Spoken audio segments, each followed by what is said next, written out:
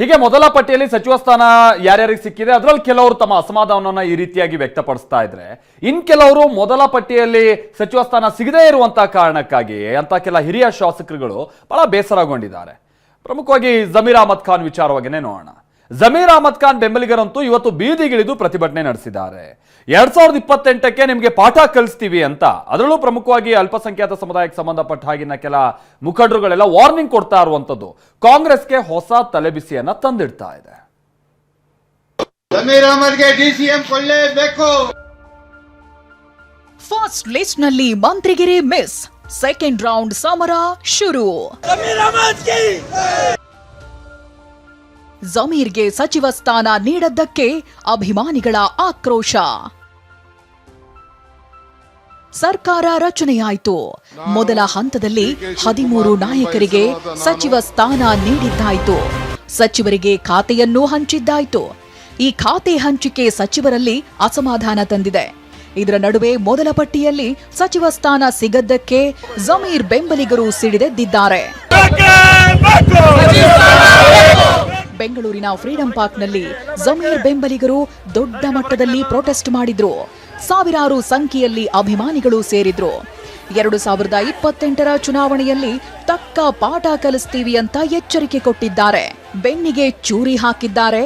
ಹೀಗಿದ್ರೂ ಸಿದ್ದರಾಮಯ್ಯ ಮಾತನಾಡಲಿಲ್ಲ ಅಂತ ಕಿಡಿಕಾರಿದ್ರು. ಜಮೀರ್ ಅಹಮದ್ ಖಾನ್ಗೆ ಮೊದಲನೇ ಪಟ್ಟಿನಲ್ಲಿ ಹೆಸರಿಲ್ಲ. ಈ ಥರ ಮೋಸ ಮಾಡ್ತಾರಂತೆ ನಾವು ನಂಬಿಕೆ ಇಟ್ಟಿರಲಿಲ್ಲ. ನಮ್ಮ ಸಿದ್ದರಾಮಯ್ಯ ಸಾಹೇಬ್ರೆ ನಿಮ್ಗೆ ಹೇಳ್ತಾ ಇದ್ದೀನಿ, ನಿಮ್ಮ ಜೊತೆನಲ್ಲಿ ಇದ್ರು ಅವರು, ನಿಮ್ಗೆ ಯಾವಾಗೂ ಬಿಟ್ಕೊಟ್ಟಿಲ್ಲ ಅವರು.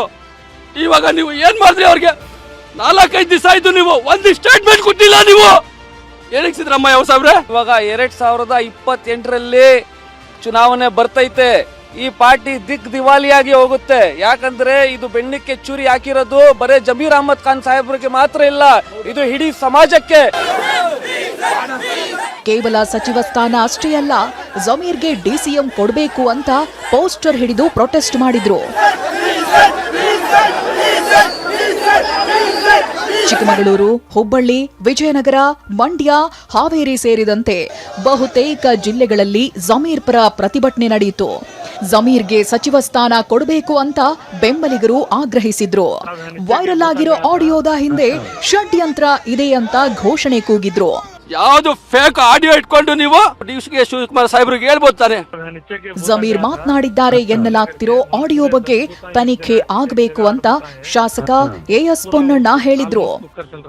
ಈಗ ನಿಜಾಂಶ ಏನು ಅಂತ ಹೊರಗಡೆ ಬರ್ಬೇಕಲ್ಲ. ಈಗ ನಾನು ಮಾತಾಡಿಲ್ಲ ಅಂತ ಹೇಳೋರು, ಮಾತಾಡಿಲ್ಲ ಅಂತ ಹೇಳಿದ್ರೆ ಅದ್ರ ಬಗ್ಗೆ ತನಿಖೆ ಆಗಬೇಕು. ಅವ್ರು ಮಾತಾಡಿಲ್ಲದೆ ಸುಮ್ಮನೆ ಅವ್ರಿಗೆ ಶಿಕ್ಷೆ ಕೊಡೋದು ಸರಿಯಲ್ಲ.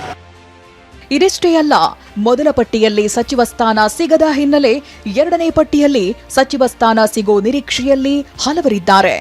ದಿನೇಶ್ ಗುಂಡೂರಾವ್, ಲಾಡ್, ಎಚ್.ಕೆ. ಪಾಟೀಲ್, ಜಮೀರ್ ಅಹಮದ್, ಮಧು ಬಂಗಾರಪ್ಪ ನಿರೀಕ್ಷೆ ಇಟ್ಕೊಂಡಿದ್ದಾರೆ. ಮೊದಲ ಪಟ್ಟಿಯಲ್ಲಿ ಸ್ಥಾನ ಸಿಗದ್ದಕ್ಕೆ ಹಿರಿಯರು ಬೇಸರಗೊಂಡಿದ್ದಾರಂತೆ. ಇದೇ ವೇಳೆ ದಿನೇಶ್ ಗುಂಡೂರಾವ್ ಪತ್ನಿ ಟಬು ಕೂಡ ಟ್ವೀಟ್ ಮಾಡಿದ್ದಾರೆ. ಧರ್ಮ ಮತ್ತು ಜಾತಿಯ ಯುದ್ಧದಲ್ಲಿ ಅರ್ಹತೆ, ಕಾರ್ಯಕ್ಷಮತೆಯ ಸಾಮರ್ಥ್ಯ, ಪಕ್ಷ ನಿಷ್ಠೆ, ಪಕ್ಷದ ಕಠಿಣ ಪರಿಶ್ರಮ ಮತ್ತು ಸಮಗ್ರತೆ ಮುಖ್ಯವೇ ಎಂದು ನನಗೆ ಆಶ್ಚರ್ಯವಾಗುತ್ತೆ ಅಂತ ಪೋಸ್ಟ್ ಮಾಡಿದ್ದಾರೆ. ಇನ್ನು ಮೊದಲ ಪಟ್ಟಿಯಲ್ಲಿ ಮಹಿಳೆಯರಿಗೆ ಸ್ಥಾನ ನೀಡಿಲ್ಲ. ಹೀಗಾಗಿ ಉಮಾಶ್ರೀ ಕೂಡ ಸಚಿವ ಸ್ಥಾನದ ನಿರೀಕ್ಷೆ ಇಟ್ಕೊಂಡಿದ್ದಾರೆ. ಹೆಚ್ಚು ಸಚಿವ ಸ್ಥಾನವನ್ನ ಕೊಡಬೇಕು ಅಂತ ತೀರ್ಮಾನ ಆದಲ್ಲಿ ವಿಧಾನ ಪರಿಷತ್ತಿನಲ್ಲಿರತಕ್ಕಂಥ ನಾನೂ ಸಹ ಒಬ್ಬ ಆಕಾಂಕ್ಷಿಯಾಗಿ ಇರ್ತೇನೆ. ಕಾಂಗ್ರೆಸ್ನ ಈ ಬೆಳವಣಿಗೆಯನ್ನ ಬಿಜೆಪಿ ನಾಯಕರು ಟೀಕೆ ಮಾಡುತ್ತಿದ್ದಾರೆ. ಅತ್ತ ಗುಜರಾತ್ನಲ್ಲಿ ಮಾತನಾಡಿದ ಪ್ರಧಾನಿ ಮೋದಿ ಕಾಂಗ್ರೆಸ್ ಮನೆಯ ಕಿತ್ತಾಟ ಪ್ರಸ್ತಾಪಿಸಿ ತಿವಿದಿದ್ದಾರೆ. कर्नाटका की जनता में भी कांग्रेस सरकार को लेकर के बहुत आक्रोश है और यही कारण है कि कर्नाटका में भी कांग्रेस को सीएम बदलना पड़ रहा है. ಸಂಪುಟ ಸ್ಫೋಟ, ಖಾತೆ ಖ್ಯಾತೆ, ಸಂಪುಟ ಸೇರಲು ಲಾಬಿ ಇನ್ನೆಷ್ಟು ಮಂದಿಯ ಅಸಮಾಧಾನಕ್ಕೆ ಕಾರಣವಾಗುತ್ತೋ ಕಾದು ನೋಡಬೇಕಿದೆ. ಅನಿಲ್, ಟಿವಿ9 ಬೆಂಗಳೂರು.